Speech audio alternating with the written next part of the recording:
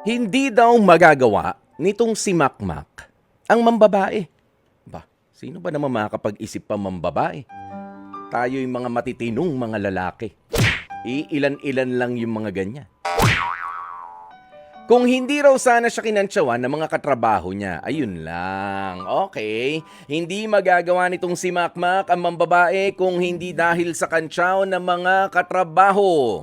At ang sabi kasi po ni Makmak, kahit daw natatakot siya, gusto niya raw na umamin sa kanyang live-in partner na si Denise matapos nga ang ginawa niyang pagtataksil. Aminado naman itong si Makmak na magbabago talaga ng lubusan ang pagtingin sa kanya ni Denise sakaling malaman ito ang katotohanan. Pero gusto niya lang na maitama ang napakalaking pagkakamali niya sa kanyang kinakasama. Kaya kausapin na natin agad itong si Makmak ng Bulacan, 26 years old. Makmak, pare, magandang tanghali sa'yo.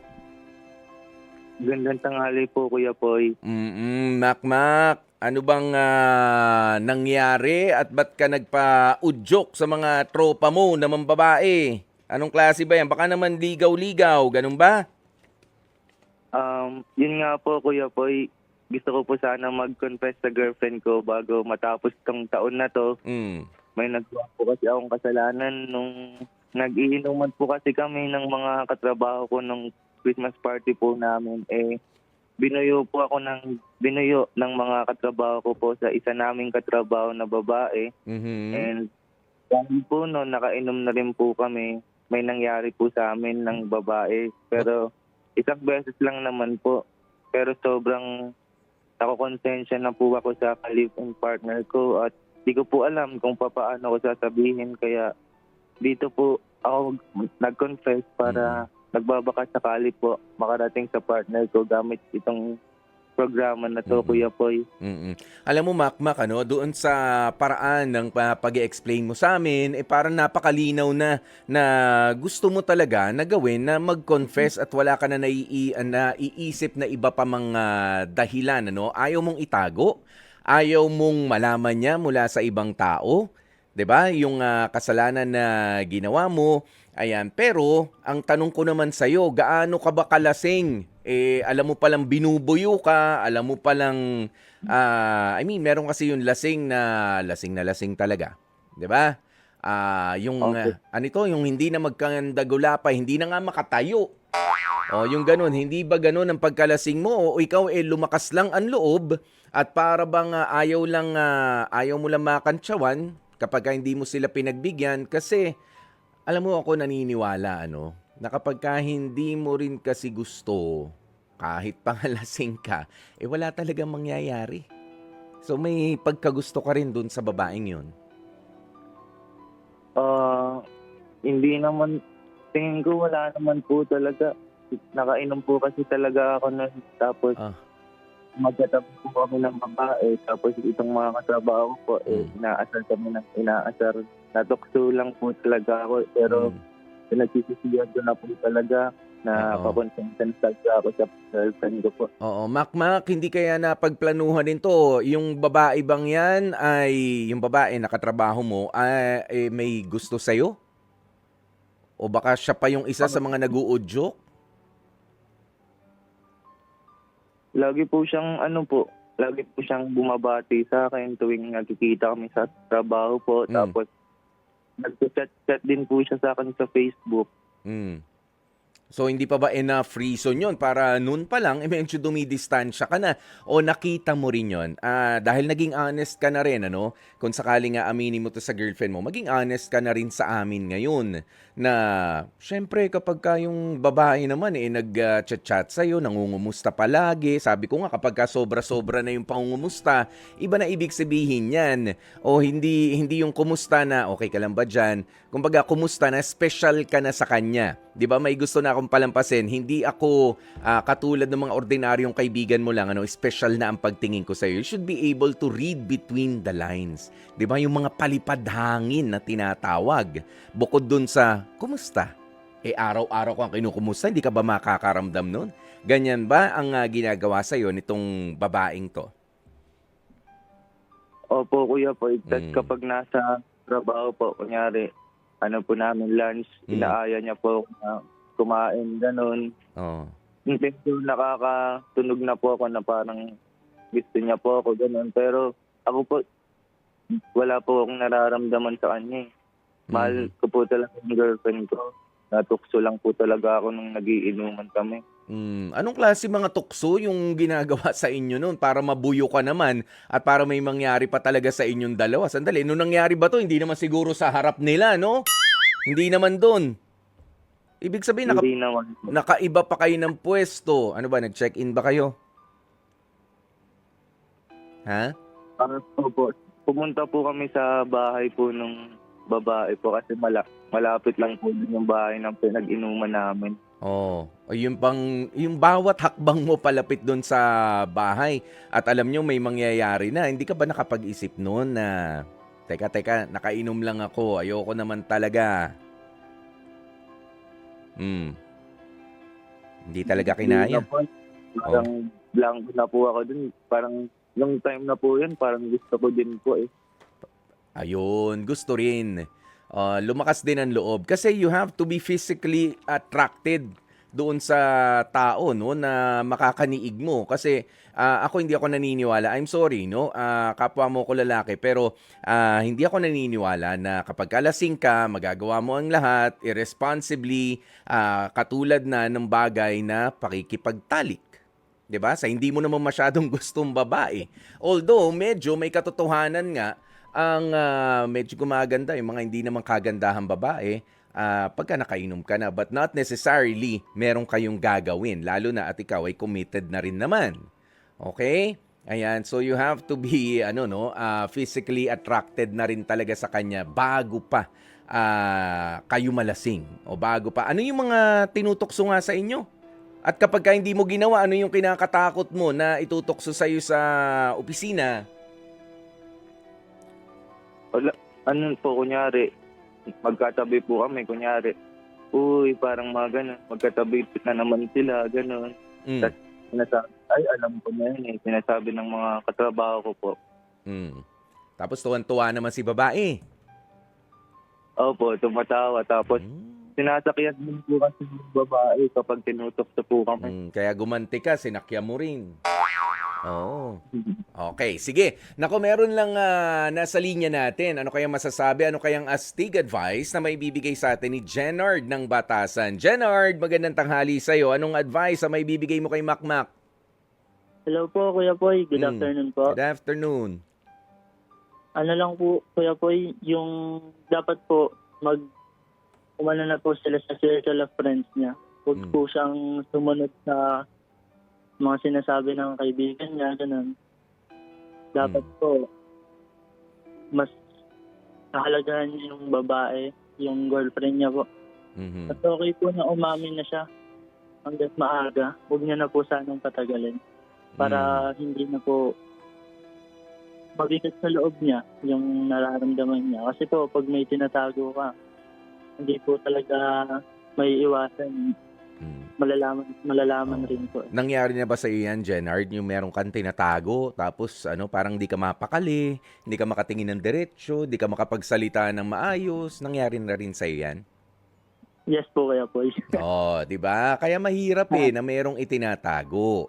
Okay? Yes. Oh, take it from Opo. Jenard na nangyari na pala sa kanya yung ganitong bagay. Thank you, Jenard. Okay po, Kuya Poy. Thank you po. Yun. So, effect na effect naman daw dito sa caller natin na si Jenard, yung pagsasabi na kaysa malaman pa naman sa iba at para gumaan na rin ang kalooban mo. Okay. So, eto, tuloy natin yung pag-uusap natin, Makmak. Hindi na ba mababago ang isip mo? Ayaw mo na bang itago yan at umasa na sana wag na lang malaman? Hindi po eh. Parang tuwing kada araw po kasi na lumilipas, Mm. parang mas nahihirapan po ako eh. Gusto ko na po talagang aminin sa girlfriend ko eh. Ah, Nagbabaka sakali na maging okay po kami. Kahit Mhm. alam ko po na hindi. Yan. Medyo nakakaramdam na ba si Denise, si girlfriend, na merong something? Nung una po, nung minsan po kasi nababasa niya yung chat sa akin ng katrabaho ko po na babae na sinasabi niya nga, sino to? Ganun. Tapos Mm-mm. sinasabi ko po, katrabaho ko lang yan, wala yan, ganun. Mm. Ayun na. Pero may nangyari na at meron pang mga nakakaalam. Tama? Meron mga nakakaalam eh. Yung mga katrabaho nyo. Kinonfirm nyo ba sa kanila na meron nangyari? Hindi po nila alam kasi Kuya Poy, nung Mm. natapos na po ng inuman, Mm. yun lang, nagsisigyan na po kami lahat. Di po nila alam na sabay po kami umuwi dalawa ng katrabaho na babae. Mm. Well, kung may nakakaalam na mga katrabaho nyo o hindi, now you know. Okay? Ngayon ay alam mo na, makmak, na yung mga... Ngayon mo lang ba nakaharap sa inuman yung mga katrabaho mong yan?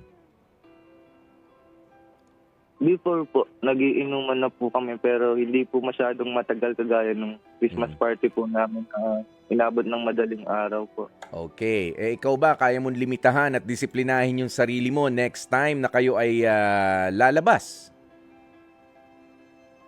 Kung Opo. makakalabas ka pa. Ha? Kaya ko naman po Matat- siguro. Matatanggap mo ba na ikaw ay hindi napapayagan ni Denise? Given na ikaw ay patatawarin pero hindi ka na pwede na lumabas kasama lalo ang mga katrabaho mo, or pwede rin na ikaw ay ipag-resign niya dyan sa hanap buhay mo. Kaya mo bang gawin yun kapag ka umamin ka? Opo, Kuya po, gagawin ko po lahat. Mahal na mahal ko po yung girlfriend ko. Gano'n na kayo katagal ni Denise? Actually, Kuya po, 1 year na po kaming live-in. At iyan na, talagang parang sasabog ang dibdib mo, hindi mo masabi-sabi ang katotohanan, hindi ka na nakakatulog na maayos, ano? Okay, sige, eto bibigyan ka namin ng pagkakataon dito sa ating programang Heart to Heart na umamin kay Denise sa kasalanan na nabuyo ka ng mga kaibigan mo, sabi. Pero ako ay naniniwala na ang utak mo naman ay hawak-hawak mo pa rin. Kaya may alak yan, kaya wala. Ha? Ikaw ang may control. You are in control of your actions. Okay? Lahat yan. Kahit na buyuhin ka pa, tuksuhin ka pa, nawala ka pala, kantsawan ka pa, na mahina ka pala, brad eh. 'Di ba? Pero kung alam mo, ha, yung tama at mali, ay wala na. Nahulog ka na nga doon sa pagkakamali. Never ka mahuhulog sa pagkakamali kung inuna mo at inisip mo na ang utak mo ay iyong-iyo. At kung ano man ang gawin mo, responsibilidad mo yan. Okay? So ito na ang pagkakataon mo, Makmak. Kausapin mo si Denise. It's as if nasa kabilang linya siya para lalong gumaan-gaan naman ang dibdib mo. Okay, go ahead. Denise, kung narinig mo man to, gusto ko sana humingi ng tawad. Pasensya na sa nagawa kong kasalanan. Alam ko malaking chance na hindi mo na ako mapatawad. Pero tatanggapin ko lahat ng sasabihin mo, lahat ng gagawin mo. And gagawin ko din lahat para mapatawad mo ako din. Sana maging maayos pa tayo. Yun lamang, Kuya Poy. Alam mo, meron lang mga additional na mga astig advice galing sa ating mga kapatid. Ano? Sabi ni Rodney, #astig advice, para kay Makmak, palit tropa ka. Sikapin mong umamin sa live-in partner mo. Oo, magagalit siya. At least, naging totoo ka. Huwag mo nang uulitin, magbagong buhay ka na. Bagong taon, bagong buhay, ika nga. Sabi naman ni Jennifer Fernando, sabi niya, #astig advice, kaya nga dapat Makmak, ang alak sa tiyan inilalagay, mas mabuti pa ipagtapat mo na sa girlfriend mo kesa sa iba pa niya malaman. Mas masakit yun. Kung anuman ang maging aksyon ng girlfriend mo, tanggapin mo kasi kasalanan mo naman. Ipangako mo na lamang na hindi mo na ulit-uulitin kasi mahal mo naman ang girlfriend mo. Mas matutuwa pa yun kapag ka ipinagtapat mo na sa kanya. At pagka pinatawad ka niya, ipakita mo at iparamdam mo na dapat ka uling pagkatiwalaan. Happy New Year sa'yo, Makmak. Ayan, sabi naman ni Kapanalig, #astig advice, sa kawalan mo ng self-control at sa kamachuhan, dalawang babae ang na-exploit. Girlfriend mo at yung kaopisina mo na may tama sa'yo. Alam mo pa rin naman ang tama kahit nalasing ka. In fact, nakauwi ka pa nga eh. O, yung sala mo, sala ng isang macho sa lipunan. Magbago ka na. Okay. Yun. O di ba? Napakaganda ng mga sinabi. Pero ito nga ang katotohanan niyan, Makmak, ano? Dalawa lang talaga pupuntahan eh. Pagka pinatawad ka, kailangan mo talagang magbago na. Kapag ka hindi ka pinatawad, hiniwalayan ka, masasaktan ka, Mak. Pero wala eh, may mga tao talagang ganun. Ano ba sa tingin mo? Ito bang live-in partner mo ay siya yung tao na kapag ka nalaman niya na nagtaksil ka ng ganito ay mapapatawad ka pa o hindi? Anong tansya mo sa isang taon nyo ng pagli-live-in?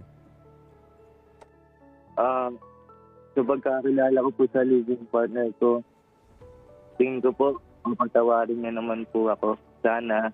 Sana. Yun naman ang inaasahan mo, no? Pero syempre, nag-iiba ang ihip ng hangin.